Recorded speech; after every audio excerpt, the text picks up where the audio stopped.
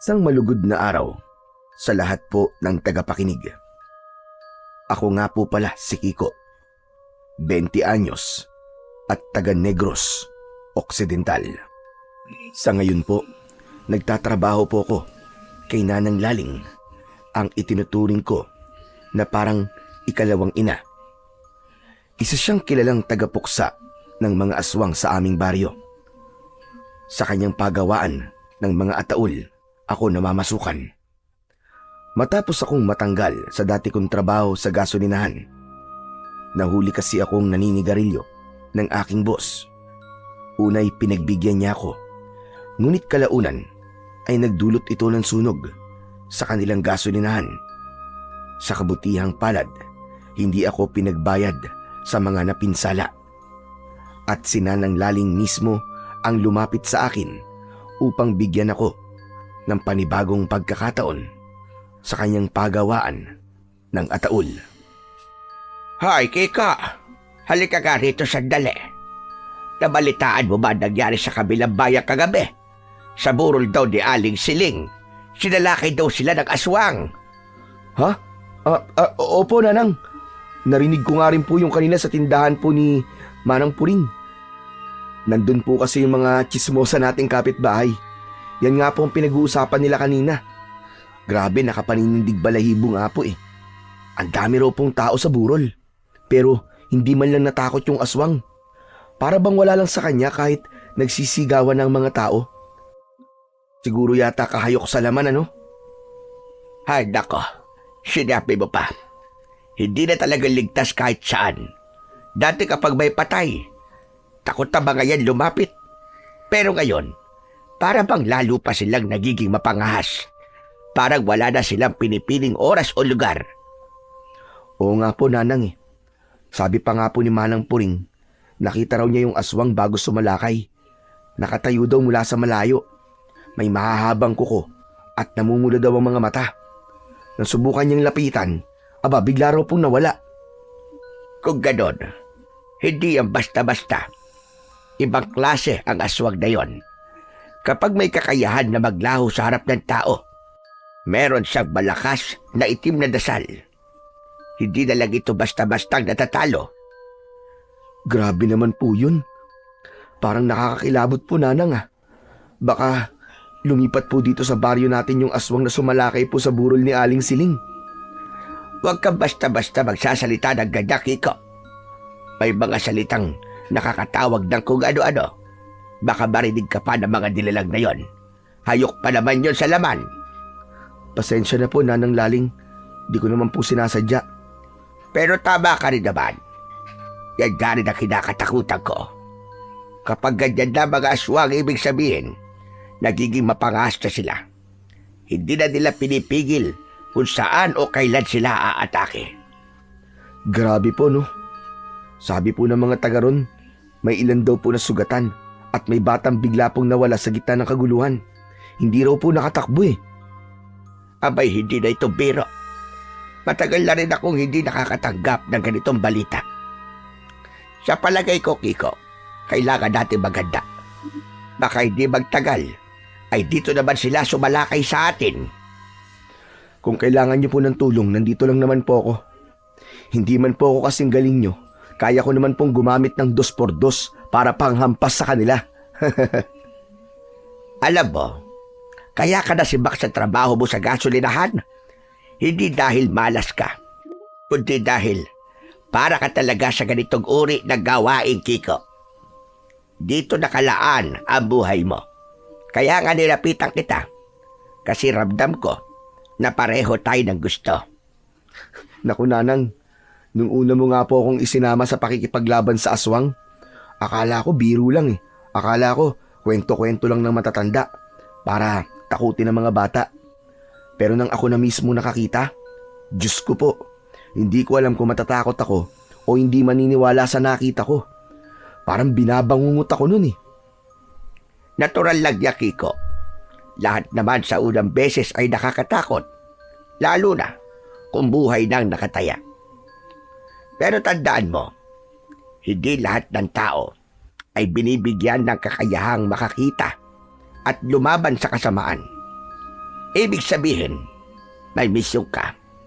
Malay mo, ikaw ang pumalit sa akin kapag wala na ako. Sinanang talaga oh. Kung ano-anong pinagsasabi. Ang lakas niyo pa po kaya. Malakas pa ako, Kiko. Pero hindi naman paghabang buhay ang lakas ko. Kaya nga, nagpapasalamat ako na nandito ka. Kahit papano, alam mo na ang mga iilang hakbang para puksain ang mga aswang. Tigil niyo na nga po ang kakaganyan, Nanang Laling. Para namang namamaalam na kayo eh. Pero alam niyo po, minsan nga po iniisip ko, baka nagkamali lang po ako ng pinasukan. Pero tuwing sumasagi po sa isip kong may mga taong walang laban, parang gusto kong ipagpatuloy ito kahit nakakatakot. Yan ang tamang puso, Kiko. Hindi lakas o tapag laga kailangan.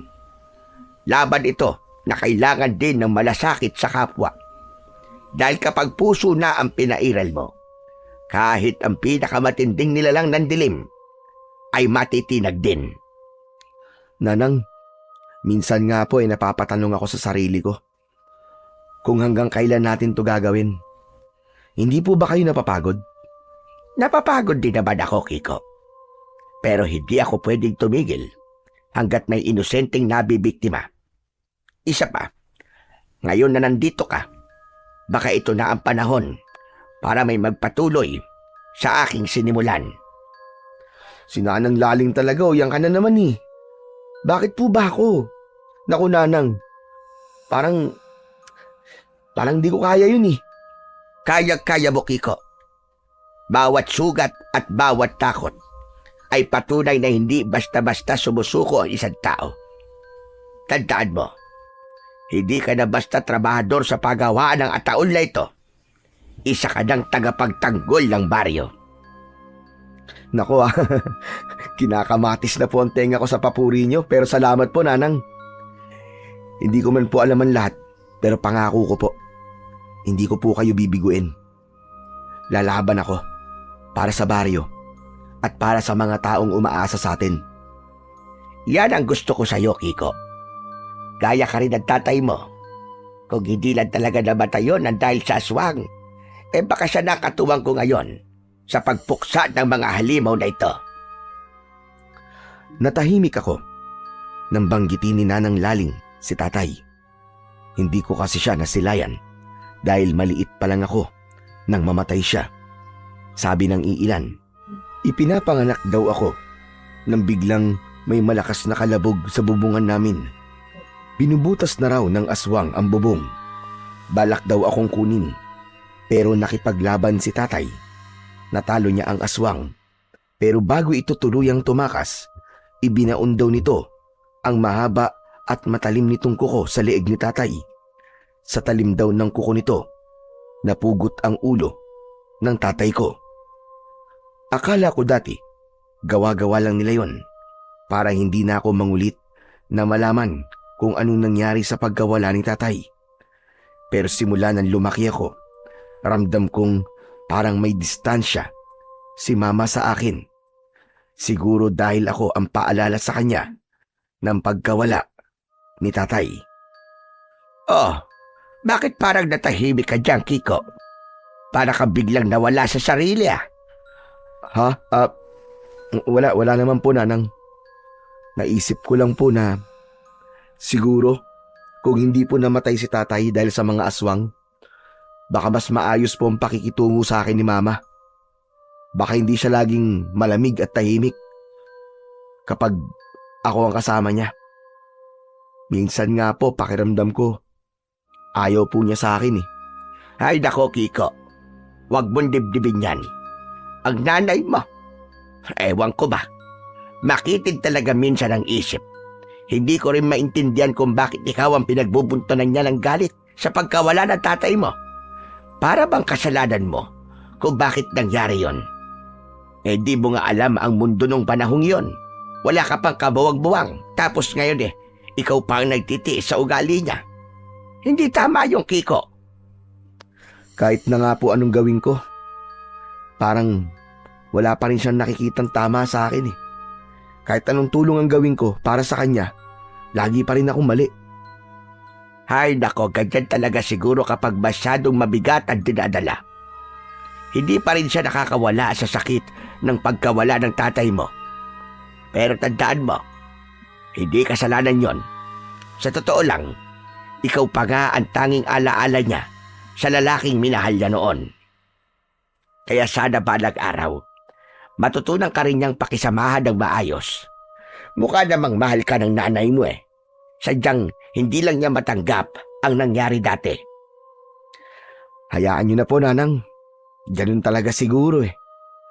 Matagal ko na rin namang tinanggap na ganun talaga si Mama. Hay nako, hindi dapat ganyan. Hindi ka naman masamang anak.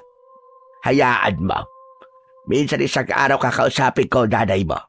Sasabihin ko sa kanya na tratuhin ka naman ng tama. Yung tipong mararamdaman mo na may ina ka. Hindi mo kailangan palaging tiisin yan.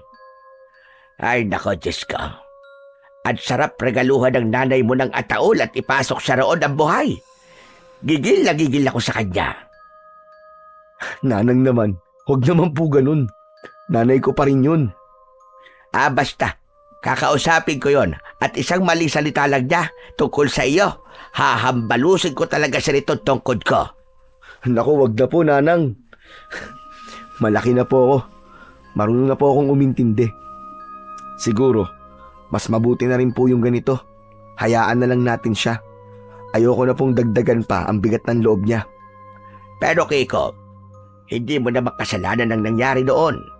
Hindi ka dapat ituring na parang wala kang halaga.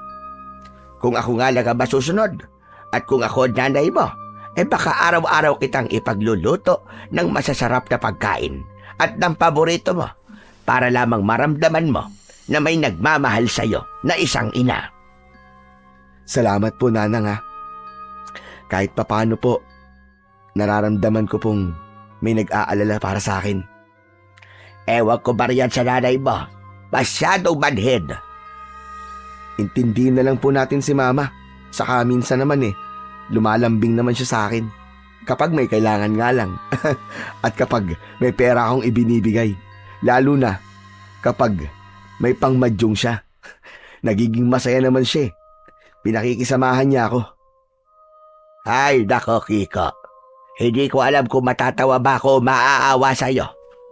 Pero tandaan mo anak, hindi mo kailangan bilhin ang pagmamahal ng kahit na sino. Lalo na ng nanay mo. Darating din ang araw. Marirealize din niya kung gaano kabuti ang anak na meron siya. Sana nga po, Nanang. Pero sa ngayon, ayos na po akong ganito. Basta nandiyan pa rin kayo sa akin. Sapat na po yun. Abay, syempre naman, Kiko. Hanggat kaya ko, hindi kita pababayaan.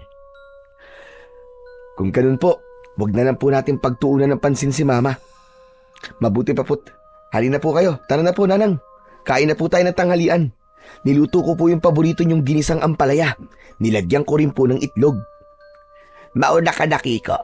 Busog pa ako. Kaninang umaga maaga akong gumising para maglaga ng saging. Yun na rin naman ang almusal ko at hanggang tanghalian na ito. Pero sige, titikman ko mamaya yan. Baka masarap ang luto mo ngayon. Sige po. Huwag niyo pong palalampasin, Nanang ha. Sayang naman po ang pagod ko. Oo na. Kahit walang lasa ang mga niluluto mo. Pero teka nga pala. Naalala ko yung itim na ahas na pinaalagaan ko. Mataba na ba yon? Opo, Nanang. Mataba na po at parang mas maamo na po. Hindi na po kagaya dati na panay po ang sirit na para pong manunuklaw. Kapag ninalapitan ko po, umiikot lang po sa kahoy at nakatingin sa akin. Magaling. Ibig sabihin, nasasanay na talaga yon sa presensya mo. Malakas talaga ang loob mo, Kiko. Isang bagay kung kaya madali nating natatalo ang mga aswang tuwing nakikipaglaban tayo sa kanila. Hindi lahat ng tao kayang lumapit sa ganong hayop nang walang takot. Lalo na at makabandag yon. Nakakatakot naman po talaga eh. Nakasanayan ko na lang din po. Lalo na at ako po nagpapakain araw-araw. Magaling. Kung ganon, matapos mo sa trabaho mamaya, dalhin mo agad sa akin. Doon sa silid ng ritual. May kailangan akong gawin ngayong gabi. Mahalaga yun, Kiko. Sa silid po ng ritual, Nanang? Oo, huwag kang matatakot, Kiko. Basta gawin mo lang ang inuutos ko. At huwag ka nang magtatanong pa. May dahilan kung bakit kailangan ko ang ahas na yon ngayong gabi. Opo, Nanang Laling. Pagkatapos ko po sa trabaho mamaya, dadaling ko po kagad sa inyo. Sige. At Kiko, saka pala, siguraduhin mong walang ibang makakakita, ha? Ayokong may makakaalam ng gagawin ko. Opo, Nanang. Ako lang po magdadala. O sige na, kumain ka na. Kailangan mong malakas mamayang gabi at may lalakarin tayo. Ay saka pala, dalhin mo sa akin ang ahas sa pagpatak ng 6:00 ng gabi.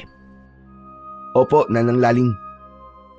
Iniwan ko muna si Nanang Laling para kumain ng tanghalian. Pagkatapos kumain, bumalik ako sa trabaho sa pagawaan ng ataul. Maghapon akong nagliya at nagbuhat ng kahoy hanggang sa mag-alas 5 na ng hapon. Isa-isa nang nagsiuwian ang mga kasamahan ko, kaya nagpasya na rin akong mag-ayos na. Katabi lang din ng pagawaan ng ataul ang bahay ni Nanang Laling. Naalala ko ang bili niya tungkol sa itim na ahas. Nadalhin ito sa kanya pagpatak ng 6:00 ng gabi. Kaya pumunta ako sa likod ng bahay niya at marang binuksan ang kulungang pinaglalagyan nito. Gumapang palabas ang ahas. Mataba na ito, hindi gaya ng dinala ito ni Nanang Laling. Kumikintab din ang itim na balat nito. Kinuha ko ang ahas ng maingat at nilagay sa bayong, gaya ng sinabi ni Nanang. Pagsapit ng 6:00 ng gabi, dinala ko na ito sa silid kung saan siya madalas nagsasagawa ng ritual. Pagbukas ko ng pinto, bumungad sa akin ang amoy ng insenso at kandila. Nakita ko si Nanang Laling. Nakaluhod siya at nakapikit ang mga mata habang nakaharap sa insenso. At tila may inuusal na dasal na hindi ko maintindihan. Kiko, halika rito. Sabayan mo ko sa pag-usal na dasal. Ano naman po ang dasal na dadasalin ko, Nanang Laling? Wala naman po akong alam sa mga inuusal niyong dasal eh. Baka po magkamali lang ako. Oo nga pala. Hindi pa nga pala kita naturuan ng mga dasal at orasyon ko para sa mga aswang. Sayang, dapat matagal na kitang nasanay. Saglit lang, kukunin ko muna ang aking aklat ng kaalaman. Tumayo si Nanang Laling at dahan-dahang naglakad patungo sa lumang aparador. Maingat niyang binuksan ang pintuan nito. Mula sa loob ng aparador, kinuha niya ang isang itim at lumang libro na may nakasulat na mga simbolo ng baybayin sa takip. Makapal ang libro. Hindi ako sigurado, pero palagay ko ang takip nito ay gawa sa balat ng isang hayop. Bahagyan na rin itong nababalot ng alikabok para bang matagal nang hindi nagagamit. Aklat ng kaalaman, Nanang? Ano naman po yun? Ito, Kiko. Ito ang aklat ng mga dasal at orasyon para sa mga aswang. Ang mga salita sa loob nito ay mga salitang ipinasa at isinulat ng mga kanununuan namin. Dito nakasulat ang mga panalangin na kayang magpahina sa mga aswang. Pati na rin ang mga dasal na kayang magpagaling sa mga sugat na dulot nila. Parang kakaiba po yan, Nanang ah. Parang luma na. Pero may kakaiba sa libro. Para pong buhay ang mga letra. Para bang sumasayaw ang mga letra sa takip ng libro eh. Teka, ako lang po bang nakakapansin?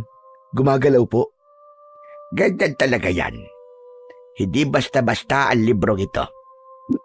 Nabubuhay yan sa dasal ng may hawak. Kaya nga kailangan mong matutunan ang mga nasa loob nito. Lalo na ngayon na nararamdaman kong lumalakas na naman ang mga aswang. Lumalakas po? Paano niyo naman po nasasabi yun? Kasi ramdam ko, Kiko. sa ihip ng hangin at sa bawat atungal ng mga aso tuwing hating gabi. Iba na ngayon ang galaw ng mga aswang. Hindi na tulad ng dati na nagtatago lang. Ngayon, para bang pinapalibutan na nila tayo. Wala na silang pinipiling bibiktimahin, bata man o matanda. Nanang, kung ganitong lumalakas na po pala sila, palagay niyo po, kaya-kaya natin sila?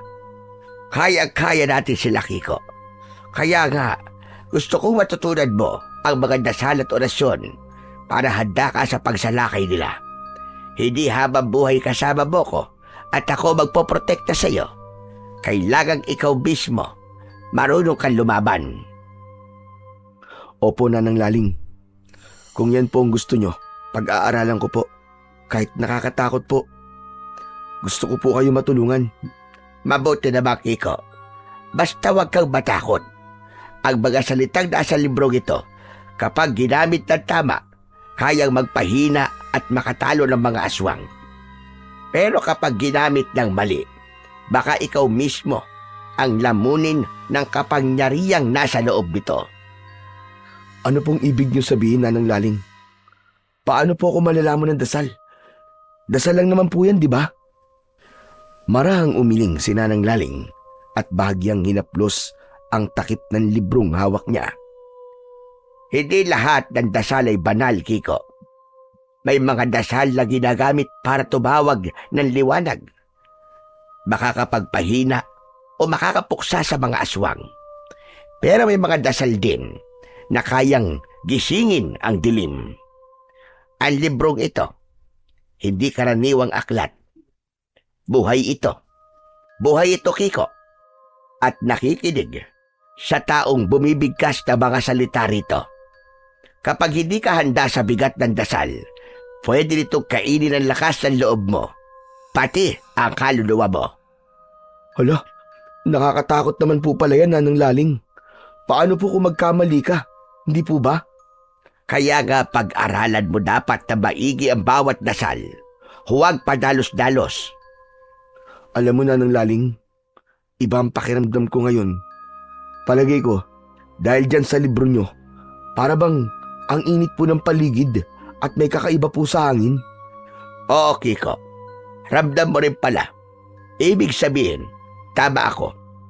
Namana mo nga talaga ang dugon tulad ng sanamayapa mong tatay. May malakas ka rin pakiramdam kagaya niya. Pero ito ang tandaan mo, Kiko. Hindi ito laruan. Ang bawat salitang bibigkasin mo, may kapalit. Bawat orasyon, may hinihinging kapangyarihang kapalit ng iyong dugo, pagod o minsan ng isang kaluluwa at alaala kapag hindi ginamit sa tama. Alaala, Nanang Laling? Paano pong alaala? Mabubura po yung memorya mo? Kapag masyadong malakas ang dasal, may mga pagkakataong binubura ng aklat ang ilang bahagi ng iyong nakaraan. Parang binabayaran mo ng memorya mo ang bawat dasal na hindi mo kayang bitiwan. Kaya kailangan mong maging matatag, Kiko. Dapat matapang ka. Kapag sinimulan mo na ito, wala nang atrasan pa. Nanang, kung ganun po, bakit pa natin kailangan pang gamitin ang mga dasal na yan? Hindi po ba mas ligtas kung iwasan na lang natin ang mga aswang? Kung ganun lang kadali, matagal ko na sana ginawa yon. Pero hindi na panahon ng pag-iwas, Kiko. Masyado na silang mabagsik. Baka bukas, hindi na tayo ang naghahanda ng dasal. Baka tayo na mismo ang pinagdadasalan ng iba. Naiintindihan ko po, Nanang. Sige po, kahit nakakatakot, handa po akong itapon ang takot ko. Kasi gusto ko pong matutunan to. Para sa susunod po natin pakikipaglaban sa mga aswang kayang-kaya ko na po silang talunin. Ganda na gusto kong marinig sa'yo, Kiko. Matapang at may puso. Pero tandaan mo, Kiko, ang tunay na tapang ay hindi lang yung marunong kang lumaban. Kailangan marunong ka rin makinig, marunong umunawa. Hindi sa lahat ng oras, lakas-lakas sa data. Paghusayan mo, Kiko. Nararamdaman ko na humihina na ako. Lalo na tuwing gabi, parang unti-unting nauubos ang lakas ko. Kaya kung sakaling dumating man ang araw na wala na ako, Kiko, gusto kong malaman mong hindi ako natatakot. Dahil alam kong nandiyan ka at kaya mong saluhin ang mga maiiwan kong tungkulin. Ay nako Nanang, ito na naman tayo eh. Ito yung pinakayokong pag-usapan natin palagi eh. Parang lagi niyo pong sinasabi na malapit na kayong mamatay. Hindi ba pwedeng isipin muna natin na matagal pa yun? Keiko, wala namang gustong mawala. Pero may mga bagay talaga dumarating kahit ayaw natin. Kaya habang may oras pa ako, gusto kong ihanda ka. Hindi dahil excited akong mamatay, kundi dahil gusto kong siguraduhin kaya mong magpatuloy kahit wala na ako sa tabi mo. Ano ba naman ito? Pero Nanang, kahit hindi po tayo magkadugo, itinuturing ko na po kayong parang pamilya ko. Parang pangalawang ina. Hindi ko po alam kung kaya ko yan na mag-isa. Hindi ko nga po lubos maintindihan lahat ng mga ritual na to eh. Tapos gusto niyo pong ipasa sa akin kaagad. Grabe naman po kayo, Nanang Laling. Alam kong mabigat, Keiko. Pero hindi ko rin pinili ang tungkulin na ito. Ipinasa lang din sa akin ng lola ko noon. Tulad ng kung paano ko ipapasa sa iyo sa mga nalalapit na panahon. Tungkulin ito, Kiko. Kaya kahit ayaw mo man, kailangan mong gampanan. At sa nakikita ko, ikaw lang ang may lakas ng loob para ipagpatuloy ito. Nanang, kung totoo man pong darating ang araw na yon, pangako ko, hindi ko tatakbuhan yung mga iiwan yung tungkulin. Pero sana habang nandito pa po kayo, wag muna natin pag-usapan yung mga ganyang bagay. Ang pangit po kasing pakinggan eh. Gusto ko po kayo makasama ng mas matagal pa.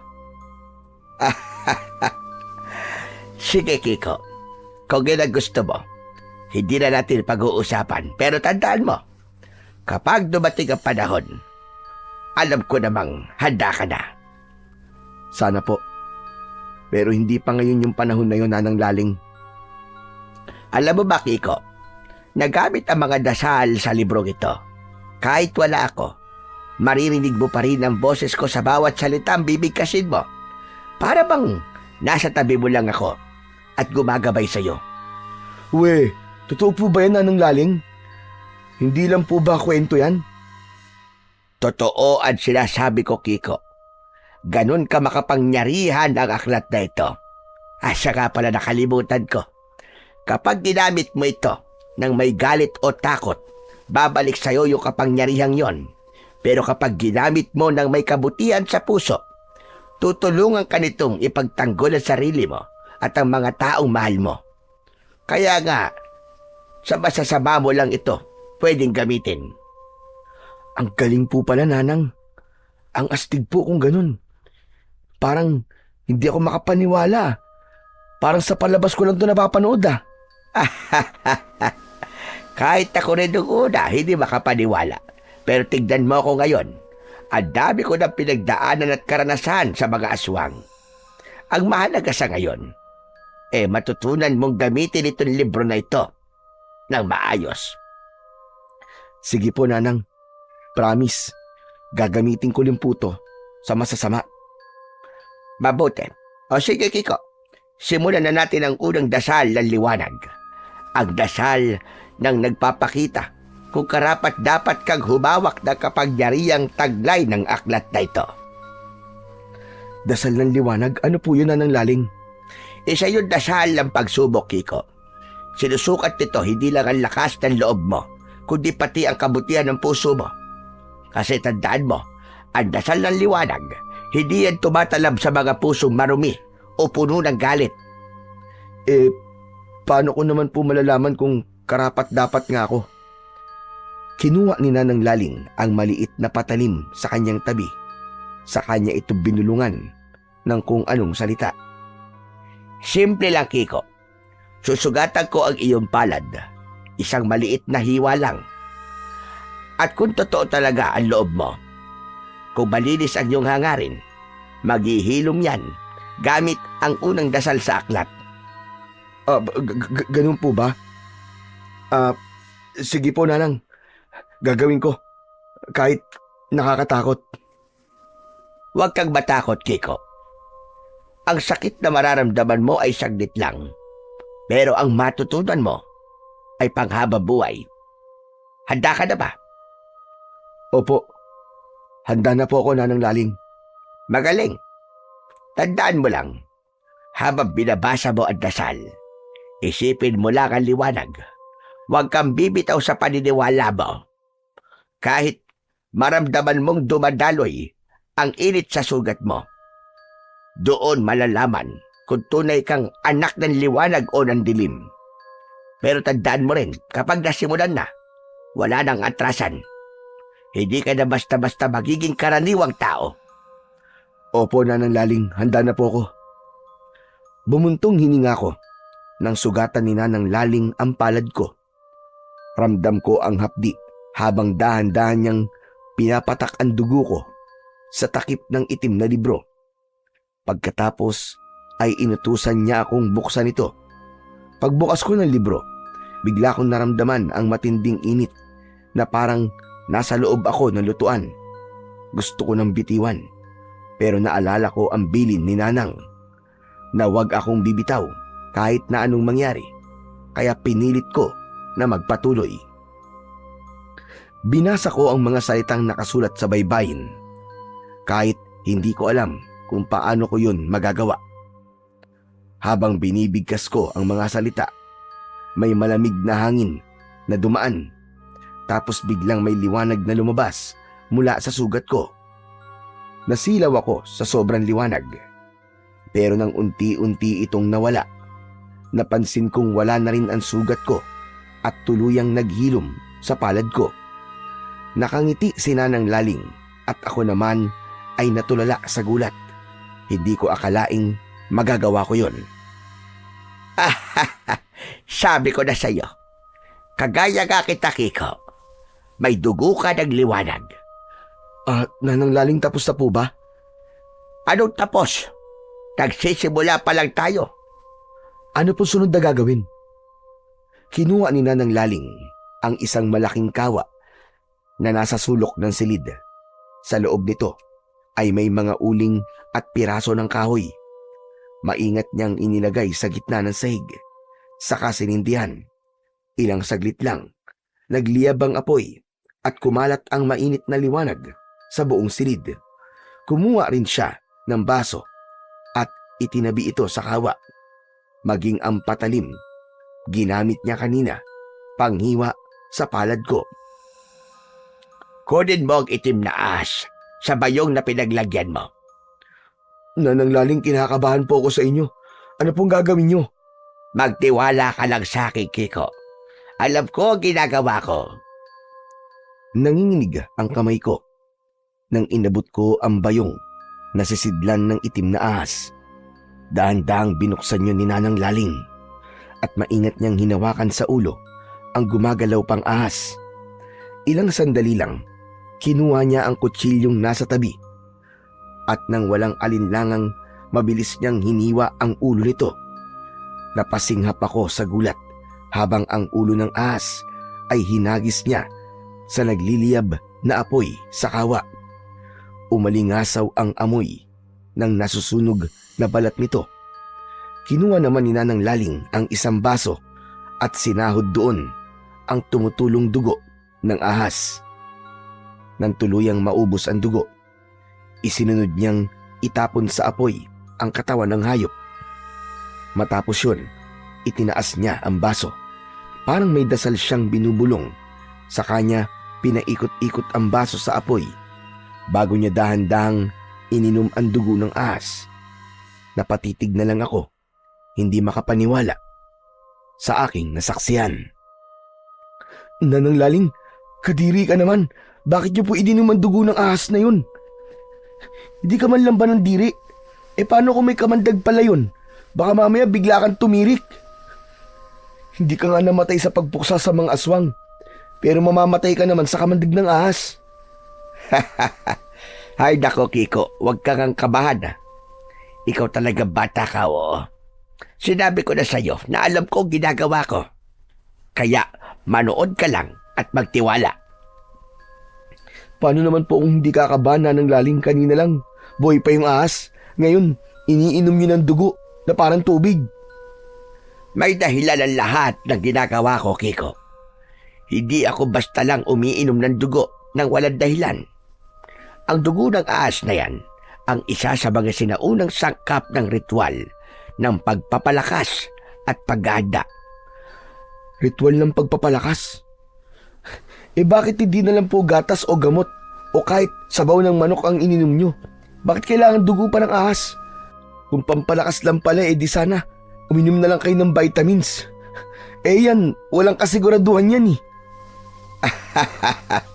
Palabiro ka talaga, Kiko. Hindi po ako nagbibiro na ng laling, seryoso po ako. Kung ganun lang sana kadali. Gaya ng iniisip mo baka matagal nang nawala ang mga aswang sa mundo. Pero ang pakikipaglaban sa kanila, hindi lang lakas ng katawan na kailangan mo ring linisin ang kaloob-looban mo, ang isipan mo, at sa dugo ng ahas naroon ang kapangyarihang yon. Ano naman pong kinalaman ng dugo ng ahas sa paglilinis po ng loob? Ang alam ko po sa ahas tuso yan, mapanganib, at puro kamandag. Tama ka riyan. Tuso at mapanganib nga sila. Pero may hindi alam ang karamihan. Ang ahas, Kiko, ay simbolo rin ng pagbabagong buhay. Bawat taon, kapag nakita mo ang ahas sa gubat, mapapansin mong naglalagas sila ng balat. Ibig sabihin, marunong silang magpalit, magbagong buhay. Kaya sa mga sinaunang manggagamot at tagapangalaga ng liwanag, ang dugo ng ahas, maging ang pinagbalatan nila ay itinuturing na panibagong lakas, hindi lang sa katawan, kundi pati na rin sa kaluluwa. Pero Nanang, hindi ka po ba natatakot? Mamaya kung anong mangyari sa inyo. Hindi po ba't napulot niyo lang po ang ahas na yun sa gubat? Mamaya may sumpa pala yun. May sumpa nga ito. Pero ang sumpa na yon ay para labang sa mga taong marumi ang puso. Hindi ko iinumin kung hindi ako sigurado sa sarili ko, Kiko. Alam ko ang ginagawa ko. Bago pa ako maging tagapangalaga ng mga dasal at orasyon, sinubok din ako ng mga ninuno ko.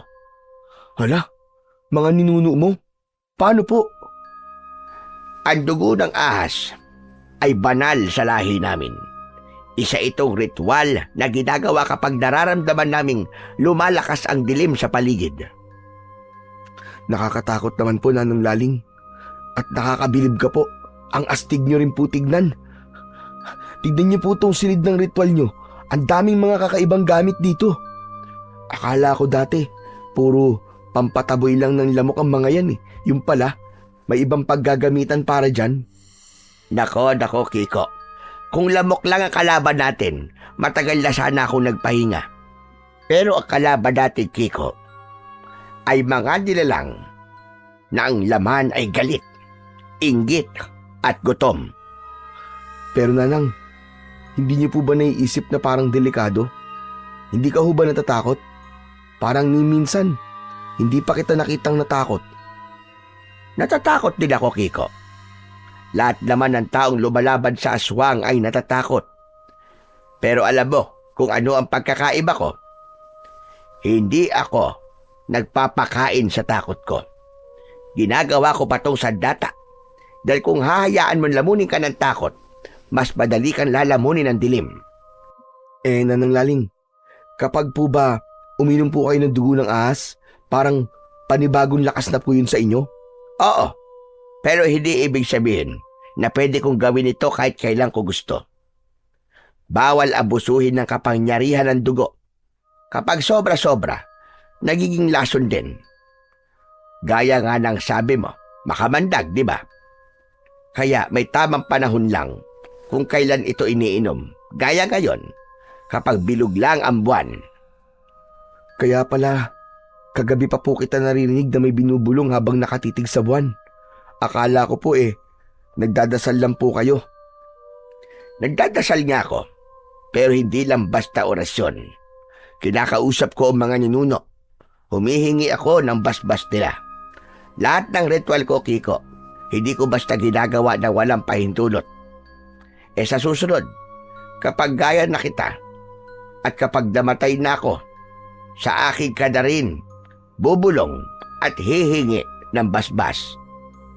Nanang Laling, alam mo ikaw, parang mas excited ka pang mamatay kaysa pumatay ng aswang.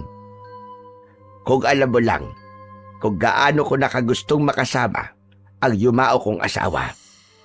Pero Nanang, hindi mo ba pwedeng ituro na lang lahat yan sa akin nang hindi mo na kailangan pang masaktan o uminom ng kung ano-ano dyan?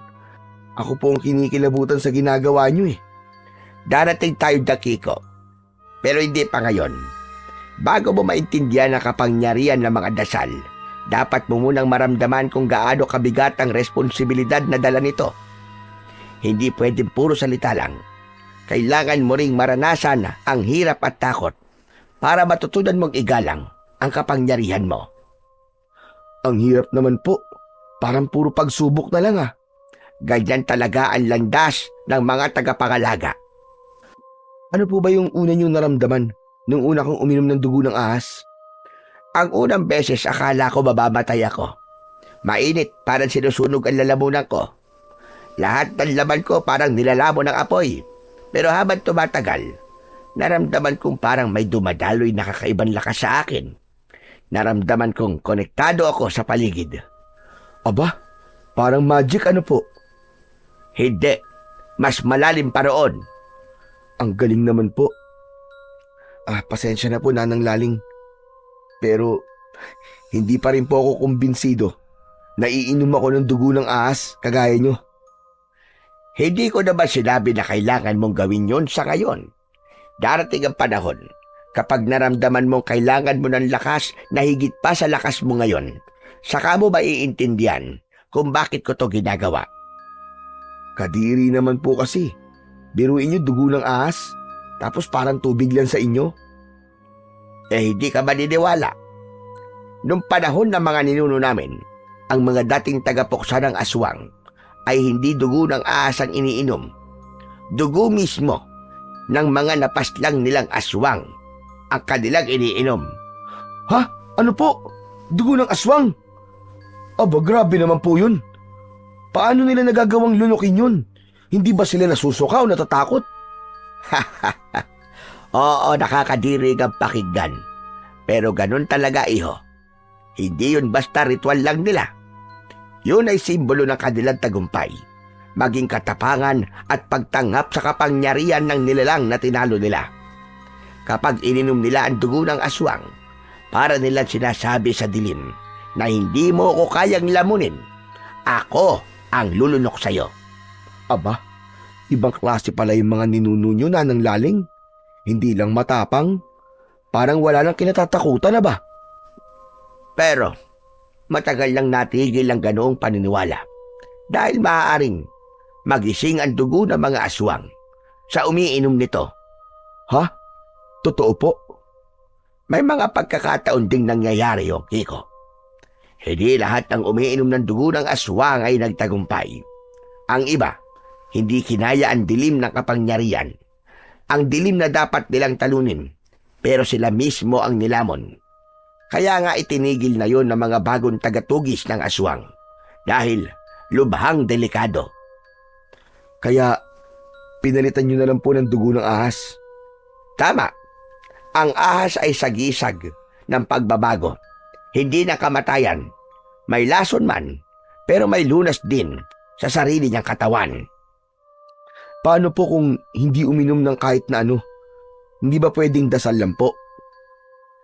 Sa perpektong mundo, oo. Sapat na sana ang dasal. Pero sa mundong ginagalawan natin, hindi lang mga salita ng dasal o orasyon sa aswang ang kayang pumuksa ng dilim.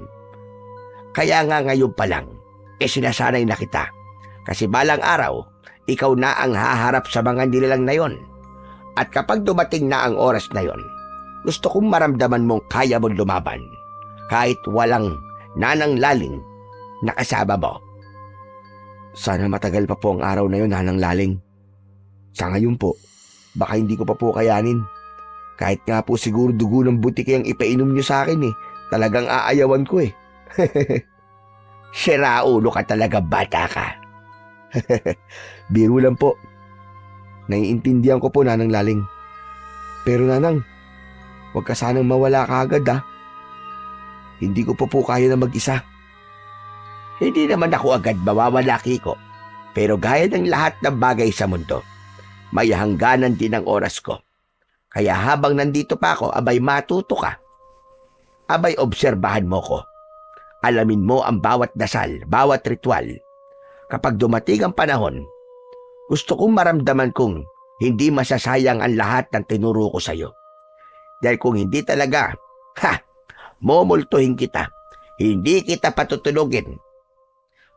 Opo, Nanang. Pangako ko po yun. Mabuti. O ngayon, magpahinga ka muna. Sige po, Nanang Laling. Matutulog na po ako. Sige na, Kiko, magpahinga ka na. Marami pa tayong gagawin bukas. Nanang Laling, salamat po ah. Kahit nakakatakot kayo minsan eh. Gusto ko yung mga tinuturo nyo. Wala yung Kiko. Matulog ka na nang may lakas ka para bukas. Dahan-dahan akong lumapit sa pinto. Saglit akong natigilan at tumingin muli kay Nanang Laling. Abala na siya sa pag-aayos at pagliligpit ng mga gamit niya para sa ritual. Sige po, Nanang, mauna na po ako. Pero Nanang, kung sakaling makagawa po ako ng ritual na pampalakas gamit ang gatas at kape, ipapainom ko po sa inyo para hindi na po kayo iinom pa ng dugo ng ahas. Ay nako, Kiko. Akala ko seryoso sasabihin mo. Kung ganyan ka magpatawa, siguradong hindi nalalapit ang mga aswang sa atin. Ang sagwa!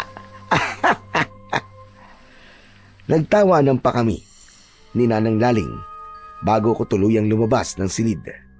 Pagdating ko sa kawayang higaan, humiga ako kagad pero hindi pa rin mapakali ang isipan ko sa mga sinabi niya. Paulit-ulit kong naiisip kung paano ko nagawang pagalingin ang sugat sa kamay ko gamit lang ang dasal niya. Hanggang ngayon, parang panaginip pa rin sa akin na ako raw ang papalit sa kanya bilang tagapuksa ng mga aswang kapag wala na siya. Ang bigat pakinggan ng tungkulin na yon. Parang hindi ko kakayanin, pero kung sakaling dumating ang araw na kailangan ko talagang harapin yon, handa akong subukan. Ipinikit ko na ang mga mata ko at handa na sanang matulog nang marinig ko ang malakas na sigaw ni Nanang Laling mula sa labas ng bahay. Naririnig ko ang boses ni Nanang na parabang nahihirapan siya. Kika! Lumabas ka riyan! Tulungan mo ako dito! Dalian mo! Huwag kang kukupad-kupad! Diyos ko! Ano po ba nangyayari, Nanang? Bilisan mo! Huwag kang lalabya-labya riyan! Dalhin mo yung itak sa tabi ng pinto! Agad akong tumakbo palabas. Halos madulas pa sa sahig. Pagbukas ko ng pinto, sumalubong sa akin ang nakakabinging ungol ng isang hayop. Napahinto ako para bang tumigil ang oras sa nakakatakot nitong muka. Para siyang aso pero may mahabang pangil at nakakakilabot na muka. Sa harap ko, si Nanang Laling, nakahandusay sa lupa. Dinadaganan siya ng isang dambuhalang aso. Itim na itim ang balat nito. Ang mata nito'y mapula at alam kong hindi yun simpleng aso lang. Diyos ko, ano yan? Hindi yan normal na aso Huwag kang tititig sa mga mata niya, Kiko. Bilisan mo yung itak! Dalhin mo rito! Nanginginig akong tumakbo. Kinuha ko ang lumang itak sa tabi ng dingding ng pintuan ni Nanang Laling. Halos mabitiwan ko yun sa panginginig ng kamay ko. Kahit ilang ulit na kaming lumalaban sa mga aswang, hindi ko pa rin napigilan ang hindi matakot at manginig tuwing ginagawa namin to. Heto na po, Nanang Laling! Ihagis mo sa akin! Bilisan mo! Hinihagis ko ang itak na salo ni Nanang Laling at agad niyang hinampas ang dambuhalang aso sa leeg. Umalingaw-ngaw ang sigaw ng halimaw na parabang pinaghalong tahol ng aso at iyak ng tao. Nanang, ayos lang po ba kayo? Umatras ka, Kiko. Huwag kang lalapit. Ngunit hindi ako nakinig. Nakita kong muling sumalakay ang aswang. Tumalon kay Nanang Laling at halos maabot ng pangil ang leeg niya. Mabilis kong kinuha ang isang kahoy na panggatong at inihampas ko ito sa tagiliran ng halimaw. Napasigaw ito bago lumingon sa akin. Layon mo siya! Ako ang kalabanin mo, aswang ka! Tumalikod sa akin ang aswang. Kalaunan ay umalulong ito at nang huminto siya sa pag-alulong, unti-unting nagbago ang kanyang anyo. Mula sa parang aso ay dahan-dahang naging parang tao, pero hubad ang katawan. Nababalot rin ng itim na balahibo sa ilang bahagi at may mga kuko siyang matutulis at matatalim.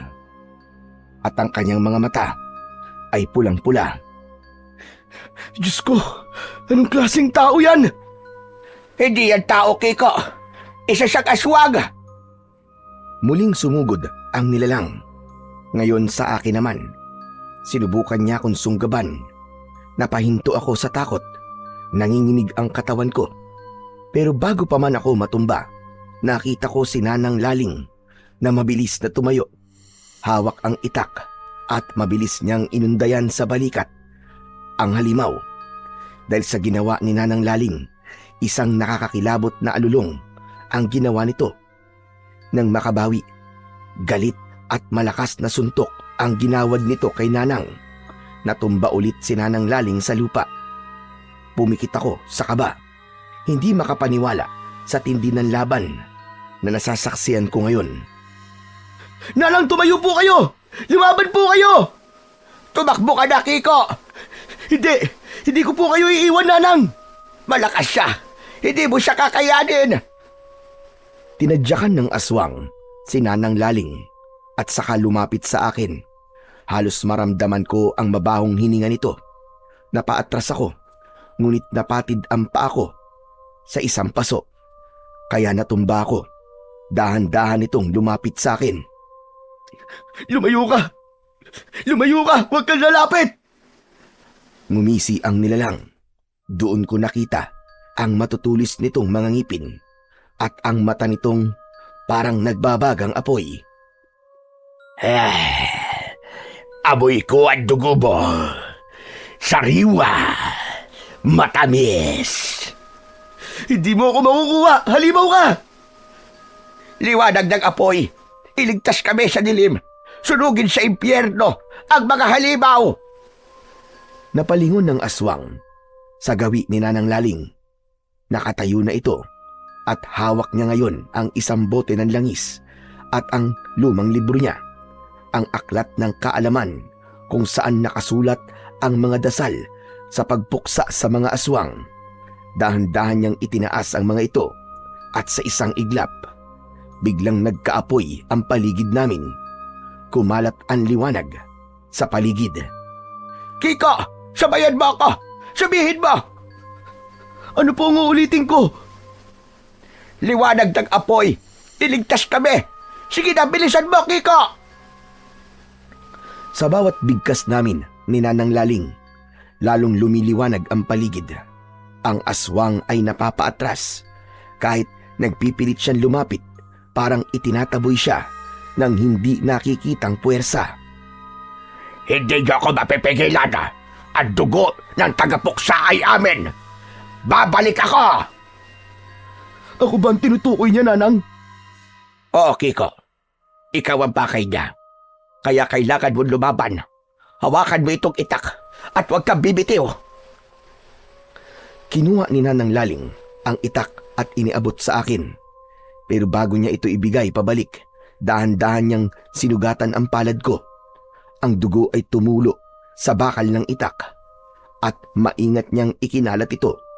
Parang may kakaibang enerhiya akong naramdaman sa ginawa na yon ni Nanang Laling. Sigurado kung isang hampas mo lang yan sa halimaw, mapapasigaw na siya sa sakit. Lalo at may dugong liwanag na yan. Sige po. Hoy, aswang! Kung gusto mong dugo ko, halika! Kunin mo! Muling sumugod ang aswang sa akin.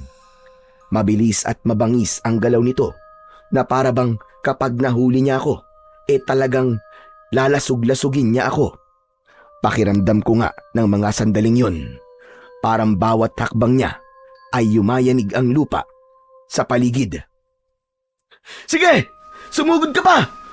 Akala mo matatakot kami sa'yo? Kahit gaano ka pa kapangit, ay hindi mo ako masisindak! Tumayo ako ng matuwid. Kahit pa kinakabahan ako, maigpit kong hinawakan ang itak. Saka ko ito sinubukang patamaan ng saksak sa katawan. Pero mabilis itong nakailag at sa sobrang lakas ng suntok nito, natamaan ako sa balikat ng matulis nitong kuko. Mahina akong napaigik sa kirot. Tumilamsik ang dugo ko sa damit ko. Ramdam ko rin ang init na dumadaloy sa sugat na ginawa nito. Halos hindi ko na alam kung paano lalabanan ang halimaw, pero alam kong kailangan kong manatiling matatag para kay Nanang Laling at sa sarili ko. Sa kabila ng sakit, pinilit kong iangat ang itak at inobserbahan ang bawat galaw ng nilalang. Aray ko! Buwisit ka! Kiko, yung dasal ng liwanag, alalahanin mo, tinuro ko sa'yo. Ipasok mo naman sa kukote mo! Opo, liwanag ng apoy, pagalingin ang sugat at itaboy ang dilim. Biglang kumislap ang sugat sa palad ko. Maging ang sa braso ko na nagawang masugatan ng aswang at ramdam ko ang kakaibang init na kumalat sa buong braso ko. Kakaiba ito kumpara sa init ng sugat kanina na ginawa ng aswang. Unti-unting naramdaman kong naghilom ang sugat. Napaatras ang halimaw. Halos umatras sa takot na parang nasunog siya ng apoy na hindi ko nakikita. Halos hindi ako makapaniwala sa nangyayari. Ramdam ko ang kapangyarihang dumadaloy sa akin na para bang pinapahina ang halimaw at pinapalakas ang loob ko sa parehong pagkakataon. Hindi ka pa handa. Hindi mo pa alam ang kapangyarihang hawak mo. Huwag mo siyang pakinggan, Kiko. Ang mga ganyang salita ay panlilin lang. Inuuto ka lang niya. Huwag ka magpapauto. Lumapit si Nanang Laling sa akin habang itinataas niya ang aklat ng kaalaman. Malinaw at malakas ang boses niya habang binabasa niya ang mga salita. Biglang kumislap at nagningning ang bawat titik sa pahina. At mula roon, lumabas ang liwanag na kulay kahil. Kumalat yon sa buong paligid at binalot ng liwanag ang lahat. Pumalibot ito sa amin. Ramdam ko ang init at lakas na dala ng liwanag na yon at napansin kong napaatras muli ang halimaw. Tila natatakot at pinipilit na lumayo sa liwanag na yon. Sa ngalan ng mga tagapangalaga ng liwanag, isumpa ka sa lupaig ito! Napasigaw ang aswang. Napahandusay at nagpaikot-ikot ito sa lupa habang unti-unting nagiging abo. Ngunit bago tuluyang matunaw, lumingon pa ito sa akin. Hindi dito nagtatapos, bata! Hahanapin ka nila! Lahat kayo! Unti-unti nang naging abo ang aswang. Pareho kami ni Nanang Laling na hingal at pagod. Pawis na pawis at ramdamang bigat ng laban sa aming mga katawan. Tahimik kaming nakatingin sa paligid. Ramdam namin ang katahimikan, ngunit alam naming hindi pa tapos ang panganib na maaaring bumalik. Napabuntong hininga na lang ako habang pilit naming pinoproseso ang lahat ng nangyari sa gabing yun. Nanang, tapos na po ba? Oo, pero hindi ibig sabihin ligtas na tayo. Kapag isa sa kanila ang namatay, mararamdaman yun ng iba. Babalik sila. Mas marami at mas mabangis. Nanang, bakit po ako? Bakit ako po ang hinahanap nila? Dahil ikaw ang may dalang liwanag, Kiko.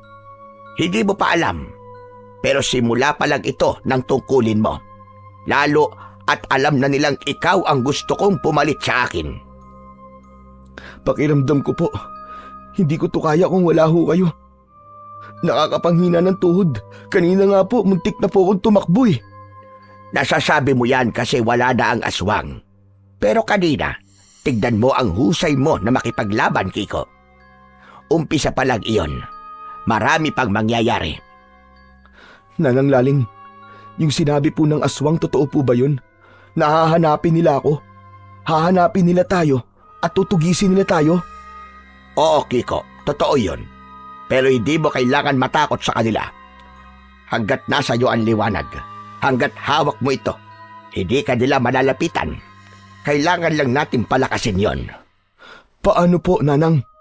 Simula bukas magsasanay ka na. Ituturo ko sa iyo ang mga orasyon ng hangin at apoy. Matututo ka rin gumawa ng pananggalang at ng mga palatandaan para malaman mo kung malapit ang isa sa kanila. Hindi pa rin po ako makapaniwala. Isang beses na po ako sumama sa inyo, Nanang, sa pakikipaglaban sa mga aswang. Pero ngayon lang po ako nakipagtuos ng ganito. Mahina po yung mga dati. Isang hampas mo lang, takbo na kagad. Tama po kayo. Parang bawat araw po, palakas po sila ng palakas. Tama ka. Pero alam ko na kaya mo, Kiko. Basta hindi mo kalilimutan ang mga itinuro ko. Basta kapag tinuruan kita, papasok sa kokote mo. Hindi yung papasok sa kabilang tenga tapos lalabas din sa kabila. Tandaan mo, ang liwanag ay hindi kailanman nawawala. Basta't naniniwala kang nasa loob mo ito. Napuno ang paligid ng kakaibang katahimikan. Napaupo si Nanang Laling sa gilid ko. Halatang pagod na pagod siya. Humihinga pa siya ng malalim at pilit kinokontrol ang pagod at pananakit ng katawan niya. Umupo rin ako sa tabi niya. Ramdam ko rin ang bigat ng pagod sa bawat galaw ko. Pero mas ramdam ko ang bigat ng responsibilidad na unti-unting pumapasok sa isip ko. Alam niyo, Nanang Laling, kanina, halos mamatay na po ako sa takot. Pero ngayon, parang iba na po yung nararamdaman ko. Parang may apoy na po sa dibdib ko. Yan ang sinasabi ko sa iyo, Kiko. Ang tapang ay hindi basta tinuturo sa sarili. Natutuklasan mo yan kapag panahon na. At ngayong gabi, napatunayan mong isa ka na sa amin. Nanang Laling, kung babalik sila, lalaban tayo. Kayang-kaya natin sila. Ako pa ba? Bukod sa gwapo na, malakas pa. Oo na. Pumasok na tayo sa loob. Ang lamig na rito sa labas eh. Baka pinasok na ng hangin ang utak mo. Wala siya. Grabe ka naman sa akin, Nanang Laling. Pero sige po, giniginaw na rin po ako eh. Kinabukasan, maaga akong naghanda. Maaga rin akong gumising dahil maraming gagawin sa paggawaan ng ataul. Si Nanang Laling naman ay abala sa pag-aayos ng mga langis at halamang gamot na panlaban sa mga aswang. Tutok ako sa trabaho nang biglang may marahang tumapik sa balikat ko. Napalingon ako at bumungad sa akin ang isang matandang lalaki na may daladalang kariton at rambutan. Kasama niya ang isang batang mga nasa 17 anyos, payat, madungis, at kung makatitig ay parang galit. Iho, bumili ka na nitong rambutan namin. Matabis to. Bagong pitas lang. Hindi ko alam kung bakit, pero bigla akong nakaramdam ng kakaibang lamig sa batok ko. Parang may kung anong mabigat sa hangin. Napatitig ako sa matanda. May kung anong kakaiba sa paraan ng pagtingin niya. Parang sinusuri ako mula ulo hanggang paa. Palagi naman silang naglalako rito, pero hanggang ngayon parang hindi pa rin ako sanay sa kanilang presensya. Hindi kasi sila ganong kalapit sa mga tao rito. Matapos kasi nilang may mapagbentahan na isa o dalawang tao, agad silang aalis. Ilang araw din silang nawala, kaya nakakagulat na bumalik sila ngayon para magbenta na naman ulit ng paninda nilang rambutan. Pasensya na po lolo Pero wala po akong pera dito eh. Sa susunod na lang po siguro kapag may extra na ako. Ano ba naman yan? Bumili ka na. Kahit isang bungkus lang. Ang dami mo namang ginagawa dyan. Siguradong may kita ka. Nagtatrabaho ko, pero hindi ibig sabihin may pera kagad. Wala pa nga akong sweldo eh. Di utang muna. Babalikan na lang namin bukas. Wag na bata. Ayoko mangutang, lalo na sa hindi ko kilala. Baka magka-problema pa tayo. Magulat na lang ako. Bigla na lang akong ipatawag sa barangay. Hindi mo kami kailangan bayaran kung ayaw mo. Basta tikman mo lang. Masarap to. Hindi mo pagsisisihan. Grabe naman yan. Anong klaseng maglalako kayo kung hindi nyo pababayaran ang binibenta nyo? Pansamantala muna akong tumigil sa ginagawa ko. Hindi ko alam kung bakit, pero parang ayaw kong tumingin ng direkta sa mga mata nila. Parang may kung anong kumikiliti sa likod ng ulo ko. Hindi ko maipaliwanag na para bang pinaghalong takot at kaba. Pasensya na po talaga lolo. May trabaho pa po ako eh. Marami pang kailangan tapusin. Ang dami mo namang dahilan. Isa lang naman eh. Aba teka lang. Kung ayoko, wag mo akong pilitin. Marami pa namang tao dyan na pwedeng bumili ng paninda yung rambutan eh. Hindi lang naman akong tao sa baryong to. Tahimik silang nagkatitigan ng ilang segundo. Pakiramdam ko, parang bumigat ang hangin sa paligid at ang batang nagbebenta ng rambutan. Matalim pa rin ang titig sa akin. Hindi ko alam kung guni-guni ko lang ba yun. Pero napansin ko na parang may konting ngisi sa gilid ng labi niya. Paglingon ko, napansin kong si Nanang Laling ay napatigil din sa ginagawa niya. Nakamasid sa amin mula sa pintuan ng bahay niya. May hawak siyang maliit na bote ng langis. Sige iyo, sa susunod na lang. Pero tandaan mo, kapag nag-alok kami sa susunod, tanggapin mo na kagad. Sayang ang pagkakataon. Pagkasabi niya nun, dahan-dahan silang lumakad palayo. Pero hindi ko maiwasang mapansin na wala man lang bakas ng dumi sa lupa ang talampakan ng bata.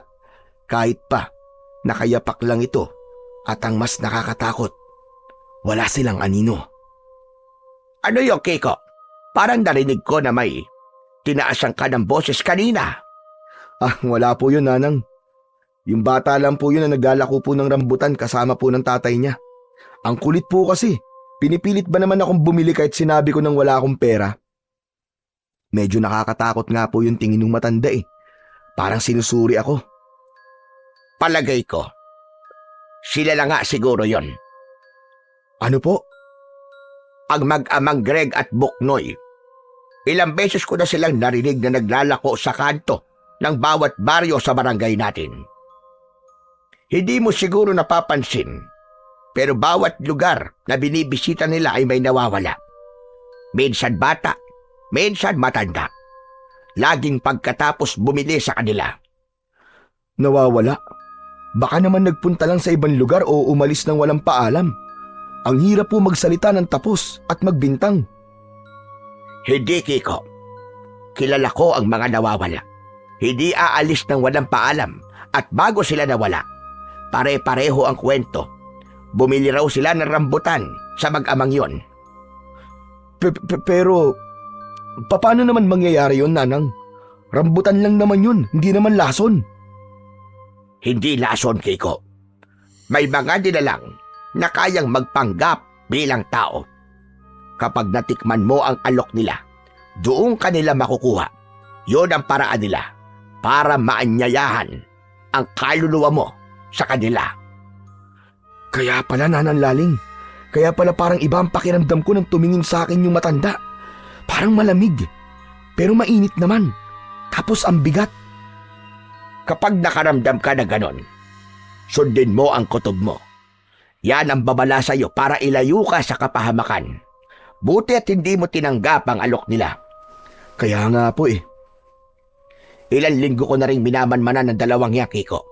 Hindi ko alam kung saan sila galing, pero bigla na lamang silang lumitaw dito sa baryo. Simula noon, Napansin ko tuwing dumadaan sila para maglako ng rambutan, laging may nangyayaring kakaiba. Kakaiba po? Ano pong ibig niyong sabihin, Nanang? Nagdududa na talaga ako sa kanila. Lalo na't sunod-sunod ang mga nawawala tuwing may bumibili sa kanila. Una, yung si Mang Ernesto. Tapos, yung mag-ina sa may kanto. Pare-pareho ang kwento bago sila nawala. Bumili raw ng rambutan sa mag-amang yon. Para bang planado ang lahat. Planado? Pero mga naglalako lang po sila ng prutas. Parang ang babaw naman, hindi ba? Paano po nila magagawa yun? Hindi lang basta naglalako, Kiko. Parang may binabantayan silang tao para gawing sunod na biktima. Hindi ko alam kung bakit. Pero ang tingin ko, pinipili nila ang mga nilalapitan nila. At sa pagkakataong ito, parang ikaw ang napili nila. Ho, ako po. Pero bakit ako naman po, Nanang? Baka may nakita sila sa'yo. O baka naaamoy nila ang dugo mo. Alam mo, Kiko, may mga nilalang na hindi mo kagad makikilala. Magaling silang magtago sa anyong tao. Mapanlin lang ang aswang. Alam niyo po, Nanang, kanina kinilabutan po ako nang makita kong walang anino yung mag-ame. At kahit nakayapak, maninis po ang talampakan nila. Seryoso kaming nag-uusap ni Nanang Laling nang biglang may narinig kaming malakas na sigaw mula sa labas. Napatingin kami ng sabay at napahinto. Agad kaming lumabas at doon namin nakita si Jessica, ang buntis naming kapitbahay, nakayuko at halos mapaupo sa gitna ng daan. Pawis na pawis siya, namumutla at nanginginig sa sakit habang mariing hawak ang kanyang tiyan. Sa tabi niya, hawak ng asawa niya ang kanyang balikat, halatang takot na takot at hindi alam ang gagawin. Nagkalat sa lupa ang mga nahulog na rambutan at nandun, ilang hakbang lang ang layo, nakatayo ang mag-amang nagbebenta ng rambutan. Nakatira silang mag-ama sa kabundukan kung saan din sila nagtatanim ng kanilang rambutan na ibinibenta. Mariin itong nakatitig kay Jessica, habang ang anak naman itong si Buknoy ay nakatingin, parang natutuwa pa sa kaguluhang nakikita. Tignan mo nga naman. Mukhang masaya pa talaga sila. Oo nga po eh. Nanang, tignan mo, nakangisi pa. Yung mukha nila, mukhang naka-jackpot eh.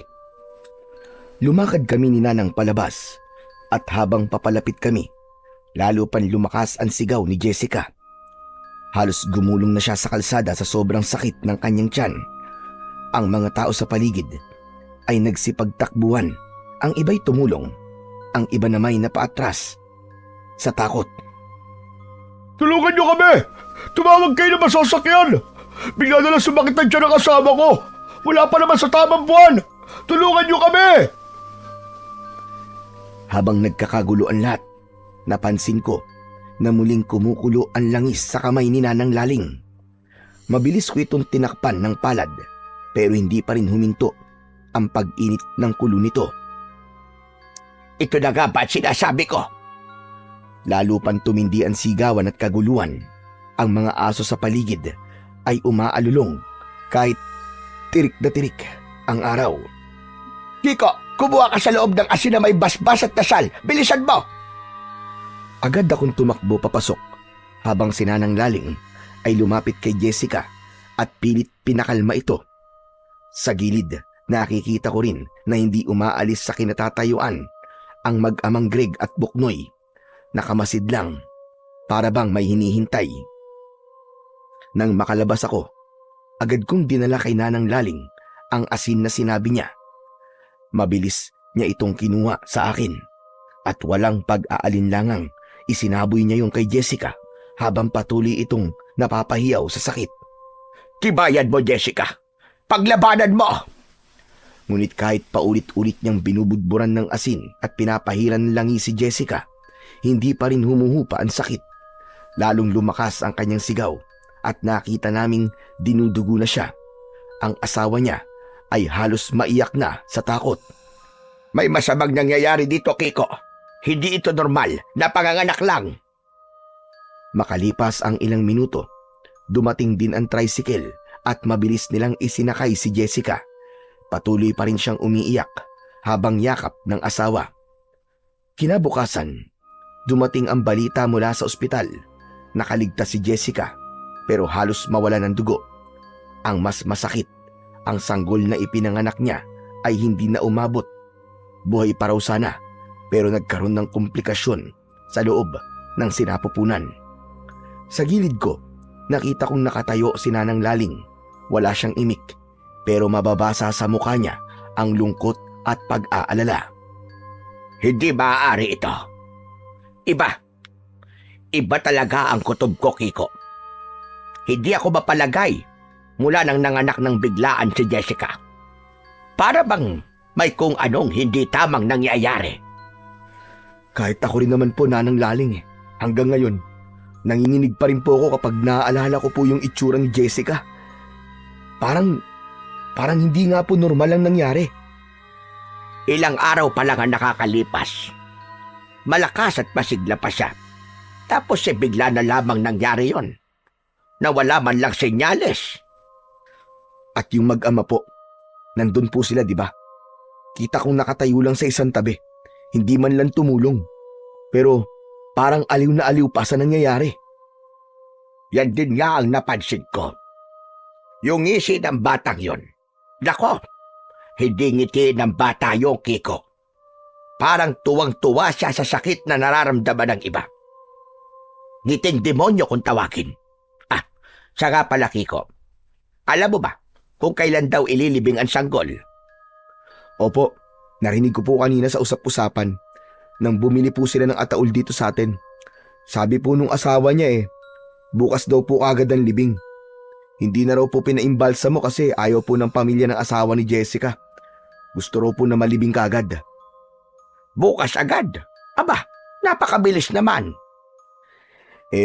Yun daw po ang gusto nila At saka, kapag pinatagal pa po, babaho daw ang katawan ng bata. Kung yan naman ang gusto ng pamilya nila, ang mailibing kagad ng bata, bakit nga ba tayo tututol, hindi ba? Oo nga po, Nanang Laling. Siguro nga, gusto na lang nilang matapos na ang lahat ng yun. Pero, Nanang Laling, hindi ko pa rin po maiwasan yung pakiramdam po na may maling nangyayari. Kaya nga kailangan nating magmasid ng maigi. Hindi pa tapos ito. May mangyayari pa rin na hindi maganda. Nang bandang hapon, nakita ulit namin ang mag-amang naglalako ng rambutan. Paikot-ikot sila sa baryo. Pareho pa rin ang bihis nila at pareho pa rin ang mga ngiti. Mga ngiting nakakaasiwa. Nanang Laling, tignan nyo. Ayan na naman sila. Huwag ka kikilos. Hayaan mo muna. Tignan natin kung kanino sila lalapit ngayon. Ilang sandali pa, lumapit na naman sila sa mga bahay. Nag-aalok ng rambutan. Ngunit pansin namin ni Nanang Laling na kakaiba ang ginagawa nila. Hindi lahat ay nilalapitan nila. Pinipili lang nila. At ang iba, diretsong nilalampasan lang. Nanang, parang hindi sila basta-basta naglalako, no? Oo, Kiko. Para bang may tinitigdan sila sa bawat bahay. May sinusundan silang amoy o tanda. Pagkalipas ng halos isang oras, lumipat na sila sa kabilang kalye. Doon nagdesisyon si Nanang Laling na kumilos na. Kiko, sundan natin sila. Pero wag kang lalapit kagad. Ihanda mo muna ang mga gamit natin. Kunwari ibibili ka para hindi magduda. Ha? Ako po? Paano po kung makahalata po sila? Huwag kang matakot. Magtiwala ka labang sa sarili mo. Tsaka, eto, hawakan mo ito. Iniabot ni Nanang Laling sa akin ang maliit na bote ng langis. Kapag may naramdaman kang kakaiba, ipahid mo kagad sa dibdib mo. Tumango ako at sumunod sa kanila mula sa di kalayuan. Kunwari abala ako sa pagbubuhat ng kahoy nang makita kong wala ng ibang tao sa paligid. Lumapit ako ng dahan-dahan. Lolo Greg, pabili nga po ng rambutan. Napatingin sa akin ang matandang si Greg. Ngumiti siya pero kakaiba. Malamlam at mabagal ang paggalaw ng kanyang labi. Sayang naman anak. Wala na kaming dala ngayon. Ay, ganun po ba? Sayang naman. Akala ko meron pa eh. Kung gusto mo talaga, sumama ka na lang sa amin. Marami pa sa lugar namin. Doon ka na lang bumili. Saan po ba yun? Sa kabila ng bundok, malapit sa sapa. Hindi mo mapapansin kung hindi mo alam ang daan. Pero kung gusto mo, sumama ka na lang sa amin para hindi ka maligaw. Habang nagsasalita siya, napansin ko ang ngisi ni Buknoy. Kinilabutan ako, pero sinubukan kong ngumiti. Naku, malayo pala lolo. Mga ilang oras po lalakarin? Mga 2 oras lang. Pero kung sasama ka ngayon, mas maganda. Mas madilim kasi doon sa gabi. Baka bukas na lang po siguro. May trabaho pa po kasi ako ngayon eh. Sayang. Sayang talaga. Madalang pa naman ang bumibisita sa amin. Pero sige, kung magbabago ang isip mo, sinabi naman namin ang daan, di ba? Sabay na silang tumalikod at habang naglalakad sila palayo, napansin kong hindi sila lumalakad gaya ng normal na tao. Ang mga paa nila halos hindi tumatama sa lupa. Pag alis nila ay siya ring pagbalik ko kay Nanang Laling. Ano sabi? Sabi nila, wala na raw po silang tindi. Pero inaalok po ako na pumunta sa lugar nila, dun daw sa may bundok. Malapit daw po sa may sapa. Sa bundok? Aba Kiko, walang bahay doon. Puro punong kahoy at bangin. Dapat na tayo may gawin, Kiko. Bago pa tayo nila ubusin, tuso sila kung gumalaw. Lumalim na ang gabi. Habang ang iba ay nagpapahinga, kami naman ni Nanang Laling ay abala sa paghahanda ng mga dala namin. Susugurin namin ang mag-amang aswang bago pa kami nila maunahan. Nanang, sigurado po ba kayo rito? Delikado yata kung totoong aswang sila. Kiko, minsan kailangan mong harapin ang takot para tapusin ito. Ilang pamilya na ang nasira. Hindi na natin hahayaang may sumunod pa. Tama po kayo, Nanang Laling. Pagsapit ng 9:00 ng gabi, nagsimula na kaming maglakad patungo sa direksyong sinabi ni Greg. Madilim ang daan at tanging liwanag lamang ng gasera ang nagsilbing ilaw namin. Sa bawat yapak, naririnig ko ang mga layang dahon na natatapakan namin. Pagdating namin sa may dulo ng kagubatan, biglang bumigat ang hangin. Ang mga kuliglig ay biglang tumahimik at ang buwan ay natatakpan ng ulap kaya mas lalong dumilim ang paligid. Nanang Laling, parang may nakatingin po sa atin. Alam ko. Kaya maghanda ka, Kiko. Talasan mo ang iyong pakiramdam. Sa di kalayuan, may liwanag akong napansin. Parang mula sa isang maliit na bahay. Dahan-dahan kaming lumapit. Nang mas lumapit pa kami, napansin naming hindi bahay yun, kundi parang lumang kubo na may nakasabit na mga tuyong balat ng hayop. Nanang, naamoy mo ba? Parang amoy ng dugo. Oo, Kiko. At tignan mo sa lupa. May mga buto. Nang papalapit na kami, biglang bumukas ang pinto. Lumabas si Buknoy, bitbit ang gasera. Nakangiti siya, pero malamig ang mga titig. Aba, dumating din kayo. Sabi ko na nga be, hindi kayo makakatiis. Sumunod sa kanya si Lolo Greg. Bitbit ang isang itim na sako. Sa sako, tila may gumagalaw. Ang tapang nyo naman. Bihira ang mga bumibisita rito. At hindi na nakakabalik. Biglang lumapit si Nanang Laling. Hawak ang bote ng langis. Tigilan nyo na itong ginagawa nyo. Alam namin kayo ang dahilan ng mga nawawala sa baryo. Ngumiti lang si Lolo Greg. Dahan-dahan niyang binuksan ang sako at mula roon may lumabas na tunog ng iyak ng sanggol. Ngunit nang ilawan namin, hindi sanggol ang laman, kundi isang maliit na nilalang na kulay abo ang balat. May matutulis na kuko at mata na pulang-pula. Diyos ko! Anong nilalang yan? May bagong panganak na aswang. Anak yan ng aswang, Kiko. Tarantado ka talaga, Greg. Nagparami ka pa talaga ng lahi mo. Sumigaw si Nanang Laling at mabilis na isinaboy ang langis. Nagliyab sa ere ang isinaboy nitong langis pero mabilis na naiwasan yun ni Lolo Greg. Hindi mo kami matatalo, Laling! Matagal na kitang kilala! Alam naming mahina ka na! Mahina pala. Halika't lumapit ka. Tapusin na natin ito ngayon din. Itinapon ni Nanang Laling ang asin sa paligid. Paikot sa kanila habang mariing nakapikit at bumubulong ng orasyon. Ramdam ko ang panginginig ng lupa sa bawat bigkas ng dasal ni Nanang Laling. Sa ngalan ng liwanag at ng may kapal, lumayas ang mga anak ng dilim. Isinaboy niya ang asin sa harapan ni Buknoy. Pagdampi ng asin sa balat nito, napasigaw siya ng ubod ng lakas. Ang balat niya ay biglang nagsimulang mamula. Pagkatapos ay nagkabukol-bukol at nagbitak-bitak. Aray! Tama na! Tama na! Habang patuloy ang sigaw niya, unti-unting nagbabalat ang kanyang katawan. Ang dating mukhang inosenteng bata ay nag-iba ang mga mata. Lumiit at naging kulay dilaw. Ang mga ngipin niya biglang tumubo ng mahahaba at matutulis. Parang hayop na gutom na gutom. Ang kanyang mga kamay ay nanginig at tumubo rin ang mahahaba nitong mga kuko. Matalim, nakakatakot na ang muka nito. Nanang, tama nga kutob natin. Hindi nga sila tao. Alam ko, Kiko.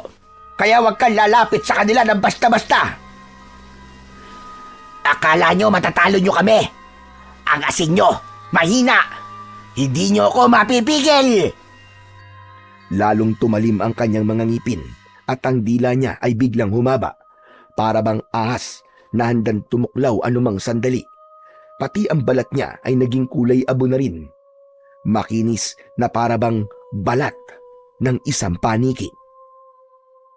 Muling isinaboy ni Nanang Laling ang asin, kasabay ng paghawak sa bote ng langis. Sinindihan niya ito at itinapon sa harapan ng aswang na si Buknoy. Si Buknoy ay nagngangalit. Umatungal ito ng malakas at sinubukan lumusob kay Nanang Laling. Ngunit tinamaan siyang muli ng asin sa muka. Nagsimula itong umusok at magbalat na parabang sinusunog.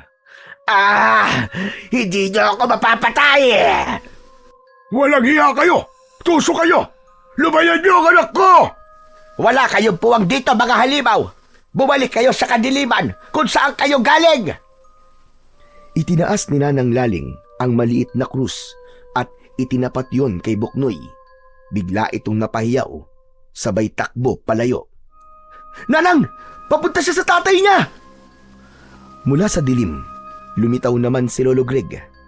Galit ito at nakakunot ang noo. Ang mga mata niya ay nag-aapoy na talaga sa galit. Pero ngayong nasilayan namin ang tunay niyang anyo, mas nakakatakot pa siya kaysa sa anak niya. Ang kanyang katawan ay baluktot. Ang likod ay nakausli. At sa kanyang likod ay tila may pakpak na tumutubo. Pinahirapan mo ang anak ko, Laling! Ngayon, tignan natin kung makakauwi pa kayo ng buhay! Si Buknoy ay gumulong sa lupa, umiiyak at humahagulgol habang ang balat niya ay tuluyang nagbibitak-bitak at unti-unting nagiging abo. Tay! Ang init! Napakainit! Anak, pumasok ka sa loob, bilisan mo! Tatakbo na sana si Greg papunta sa anak niya, pero hinarangan ko siya. Hindi ka makakalapit sa kanya. Tama na ang ginagawa niyong kademonyuhan. Mabilis kong hinagis ang isa pang bote ng langis. Tumama yon sa katawan ng aswang na si Lolo Greg at nagliyab yun. Umalingaw-ngaw ang malakas na hiyaw nito. Ngunit sa kabila ng apoy, hindi siya nasusunog ng buo. Para bang hinahati ng apoy ang balat niya, pero muling nabubuo. Hindi nyo kami kaya patayin! Hindi habang gabi pa! Kumapit si Nanang Laling sa krus at sumigaw ng isang dasal. Sa bawat salita niya, pakiramdam ko ba ay mas lumalakas ang hangin. Ako naman ay mabilis na kumuha ng asin at sinaboy pa ito kay Buknoy, dahilan para umatras ito habang umuusok ang kanyang balat na natatamaan ng asin. Aray! Tama na! Tama na! Bago pa tuluyang matalo ang mag-ama, biglang lumakas ang hangin. Kasabay nito ang isang nakakatakot na alulong. Namatay ang ilaw na bitbit ko at nang muli ko tong sindihan, wala na sila. Tahimik na ang paligid. Hindi pa sila tapos, Kiko. Alam na nila na alam na natin na totoo. Pero Nanang, ibig sabihin, babalik sila? Oo, at sa susunod, baka hindi na sila magtago sa anyo ng tao. Maghahanda tayo, Kiko. Sa pagkakataong ito, sisiguraduhin natin hindi na sila makakatakas pa. Kinabukasan, naghanda kami ni Nanang Laling. May pupuntahan daw kami pagsapit ng 12:00 ng gabi. Hindi ko akalain na ang pupuntahan namin ay sementeryo pala at huhukayin namin ngayon ang puntod ng anak ni Jessica. Natahimik ako sandali. Hindi ko alam kung matatakot ba ako o maaawa. Pero nakikita ko sa muka ni Nanang Laling na buo ang loob niya. Gabi na nang magpasya kaming pumunta. Dala namin ang maliit na lampara at ang mga kagamitan ni Nanang Laling sa ritual. Wala kaming ibang kasama dahil ayaw naming magduda ang mga tao. Nanang, sigurado ba kayo sa ginagawa natin? Kiko, kung hindi natin ito gagawin, mas marami pang mapapahamak na buhay. Mas mabuti nang tayo na ang kumilos. Kailangan natin itong gawin para may maging panangga tayo laban sa mag-amang yon. Ang buto ng inosente, lalo na kung hindi pa nadudumihan ng kasalanan, ay malakas na proteksyon laban sa mga halimaw. Dahan-dahan naming hinukay ang lupa at nang maabot na namin ang maliit na kabaong, nagdasal muna si Nanang Laling bago binuksan yon dahil nga hindi ito ininbalsamo.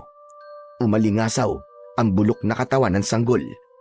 Hindi ko na tinignan pang mabuti pero nakita kong dahan-dahang kinuha ni Nanang Laling ang maliit na buto sa tuhod ng bata. Ipinunas niya sa langis at binulungan ng dasal. Maingat niyang ibinalik ang takip ng kabaon at muling tinabunan ng lupa. Nang matapos, pareho kaming tahimik. Hindi dahil sa takot, kundi sa bigat ng ginawa namin.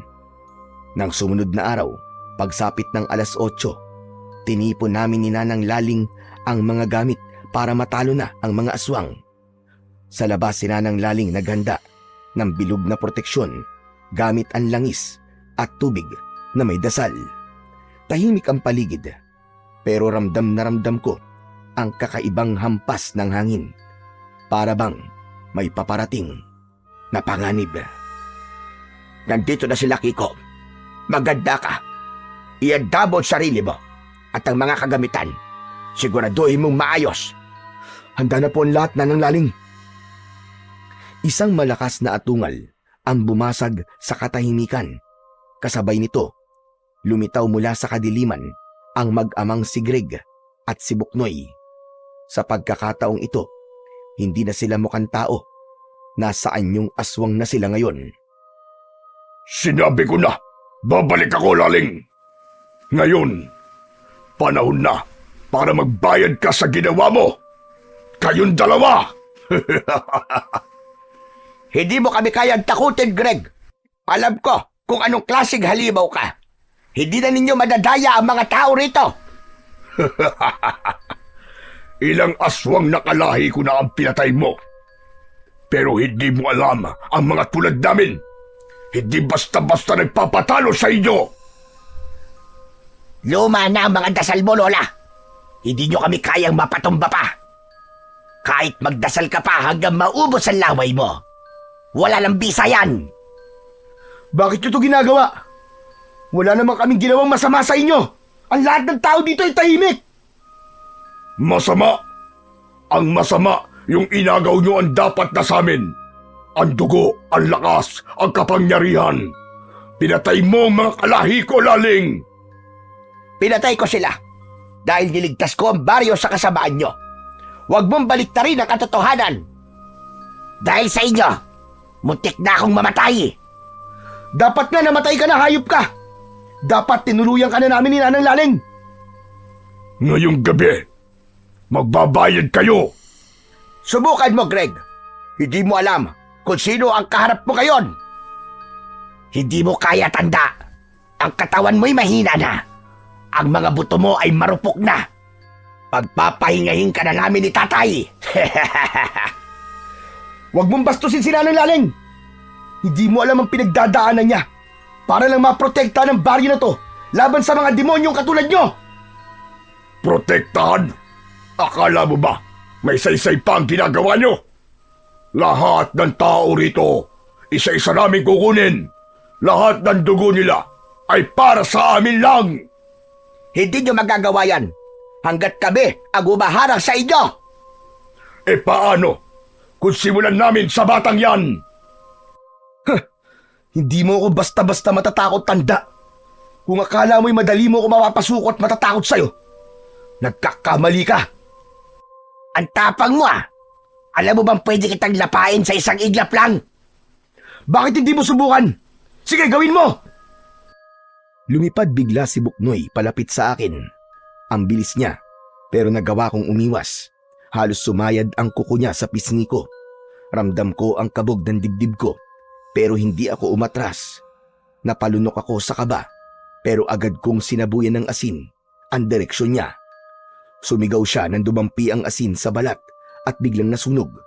Kumalat ang amoy ng nasusunog na balat at halos mabingi ako sa sigaw na pinakawalan niya. Aray! Masakit! Sira ulo ka! Yan ang gusto mo, di ba? Ibinigay ko lang ang gusto mo. Nakita kong lumapit si Greg sa direksyon ko. Ang ama niyang aswang, mas malaki ito at mas mabangis tignan. Ang mga mata niya ay parabang nagliliyab at nakakatakot. Tama na laro, Buknoy. Ako na ang tatapos sa kanila. Yun ang akala mo. Kilalanin mo muna ang pinapangga mo. Itinaas ni Nanang Laling ang bote ng langis at isinaboy nito yon sa paligid. Nagliyab bigla ang lupa at nagsimula siyang bumigkas ng orasyon. Taliwanag ng langit, itaboy ang mga nilalang ng dilim sa ngalan ng Ama, ng Anak, at ng Espiritu Santo. Habang sinasabi niya yon, nag-umpisa akong magbukas ng aklat ng kaalaman. Nanginginig ang kamay ko, pero pilit kong binasa ang mga salita kahit hirap ako sa pagbabasa ng luma at kupas na titik. Liwanag ng langit, dinggin mo ang panawagan ng mga banal. Itaboy ang kasamaan na nagtatago sa anyo ng tao. Sunugin sila sa impyerno! Muli akong sinugod ni Buknoy. Itinaas ko ang krus at isinaboy ang asin sa hangin. Natigilan si Buknoy sa paglapit nang parabang sumalpok siya sa hangin na parabang may pader. Napaatras siya, pero sa likod ko, biglang lumitaw si Lolo Greg at hinablot ako sa balikat. Ramdam na ramdam ko ang lamig ng kamay niya. Parabang may yelo. Matapang ka, bata. Pero hanggang saan ang tapag mo? Sinubukan kong kumawala, pero mahigpit ang pagkakahawak niya sa akin. Naririnig ko si Nanang sa likod ko, umiiyak habang nagdadasal pa rin. Bitiwan mo si Kiko! Hindi ka makakatakas sa liwanag, Greg! Tigilan mo na yung dasal mo. Matanda ka na. Hindi mo ko matatalo na salita lang. Sumugod siya kay Nanang Laling, pero mabilis itong umilag. Isinaboy niya ang huling patak ng langis sa katawan ng halimaw. Napasigaw si Greg habang umuusok ang balat niya. Tay! Tumakbo siya papunta sa ama niya, pero hinarangan ko siya. Inilapit ko ang krus sa mukha niya at halos pumutok ang ugat sa leeg niya sa galit. Pipira-pirasuhin kita! Humanda ka sa akin! Sinugod niya ako. Sa sobrang lakas niya, halos natumba ako. Pero sinipa ko siya sa tiyan. Natagilid siya pero bumangon kagad. Hinawakan ko ang aklat at buong lakas kong binigkas ang mga orasyon. Umugong ang paligid. May malakas na ihip ng hangin na para bang buhawi ang lumabas. Si Greg ay unti-unting napaluhod. Umatungal siya sa labis na galit dahil hindi siya makalapit sa anak niya. Si Buknoy naman ay sumisigaw habang ang balat nito ay nagsisimula ng pumutok. Para bang binalatan siya ng buhay. Tumigil ka na, Kiko! Itigil mo na yan! Huwag kang titigil, Kiko! Ipagpatuloy mo lang ang pagbabasa ng aklat ng kaalaman! Huwag kang pagpapatinag sa mga nilalag na ito! Kahit nangihina na, ipinagpatuloy ko pa rin ang pagbabasa sa aklat ng kaalaman. Sa liwanag ng langit, sunugin ang kasamaan sa ngalan ng Ama, ng Anak, at ng Espiritu Santo. Amen. Biglang kumidlat. Tinamaan ito ang gitna ng lupa kung saan nakatayo ang mag-ama. Isang nakakabinging sigaw ang umalingaw-ngaw sa paligid. Halos nabulag ako sa sobrang liwanag ng kidlat. At pagdilat ko, wala na silang dalawa. Wala na ang mag-amang aswang. Ang naiwan na lamang ay ang abo na unti-unti nang tinatangay ng hangin. Huminga ako ng malalim. Si Nanang ay napaupo naman sa lupa. Hawak pa rin ang mga bote ng langis niya. Nilapitan ko siya at inalalayan. Nanang Laling, tapos na po ba? Oo, Kiko. Tapos na. Grabe! Ang galing mo pala, Kiko! Kayo rin naman po, Nanang eh. Nagmana lang po ako sa inyo. Sabi ko naman sa'yo, hangga't may kabutihan sa puso ng tao, hindi kailanman mananalo ang kadiliman sa liwanag. Dahan-dahan siyang tumayo at inalalayan ko siya. Sabay kaming naglakad papasok sa loob ng bahay. Habang naglalakad kami ni Nanang Laling, napaisip ako, hindi pala kailangan ng sandata para maging bayani. Minsan, sapat na ang pananalig, tapang, at malinis na puso. Ang dilim, laging nandyan lang yan. Pero basta't marunong tayong manindigan sa liwanag, hindi ito kailanman magtatagumpay.